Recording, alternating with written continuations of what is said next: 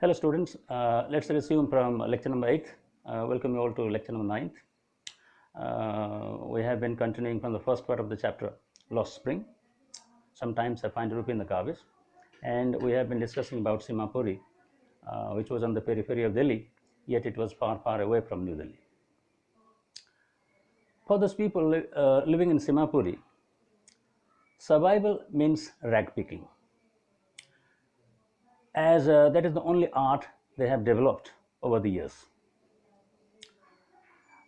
While surviving in Simapuri, they know only one art, that is the art of rag picking.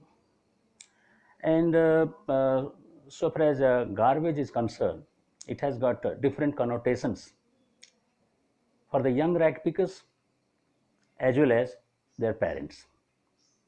So far as the senior rag pickers are concerned, garbage means their daily bread and butter. It's a roof over their heads. But so far as the young rag pickers are concerned, it has got an entirely different connotations from their parents. So far as the young rag pickers are concerned, garbage to them is gold. For them it is wrapped in wonder.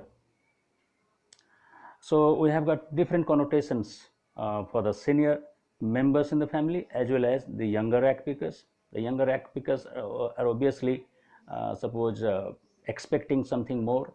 They have got suppose high vaulting ambitions.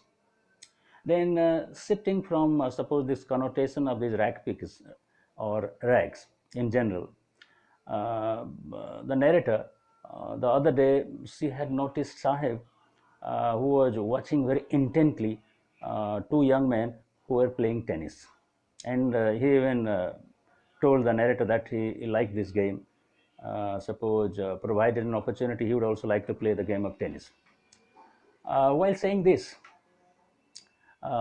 he was putting on discolored shirt, a pair of shirts, and even he was putting on a pair of tennis shoes that had been discarded by someone, especially a rich boy, maybe because one of the shoe was got a hole in it. And for a boy like Sahib, suppose it was something exceptional, it was something more than expectation. And while moving on to the last part of this chapter, the first part, that means sometimes I find a rupee in the garbage, the narrator noticed Sahib who was on his way to the milk booth. He was having a canister in his hand, and he was heading towards the milk booth. And when the narrator inquired about it, Sahib was not really confident. Sahib was not really very, happy, not really satisfied. But when inquired about the narrator, Sahib said that okay, now he is working at a tea stall, and he gets suppose 800 rupee plus all his meals. But the big question is whether Sahib is happy. The big question is whether Sahib likes this job. That is the big question. And according to the narrator, certainly not. Certainly not. Sahib does not like this job. Sahib is not at all satisfied, and that is quite revealed from his carefree look. Earlier on, when he used to pick the rags, he was looking very jolly, very entertaining. Even though suppose he was a rag picker, he was happy, he has got a lot of freedom. But now he lost his carefree look, as symbolically as he is feeling the weight of the heavy burden of the canister, as he had lost his freedom.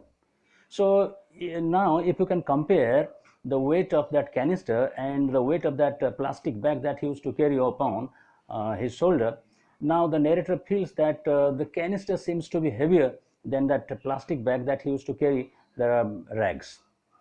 The simple reason is that, symbolically speaking, he had lost his freedom. Okay, students, in this way we have concluded the first part of the chapter, Lost Spring, that is sometimes I find rupee in the garbage. In the next lecture, that would be lecture number 10th, we are going to discuss the second part of this chapter, Lost Springs, I want to drive a car. Okay, till then, good day.